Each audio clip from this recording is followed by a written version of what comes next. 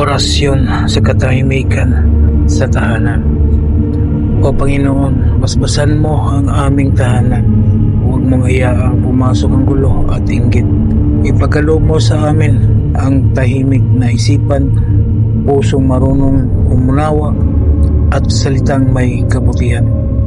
Naway maghari sa aming bahay ang kapayapaan, pag-ibig at pagkakaisa. Amen. Bigkasin lamang ang orasyon na sumusunod ng 3 beses at iihip sa isang basong tubig at inumin. Muli kaya iihip mo sa iyong dibdib. Sa torari puti nito pirarutas, Jugmena, Jitame Corpo. Jugmena, Jitame Corpo. Jugmena, Jitame Corpo. Amen.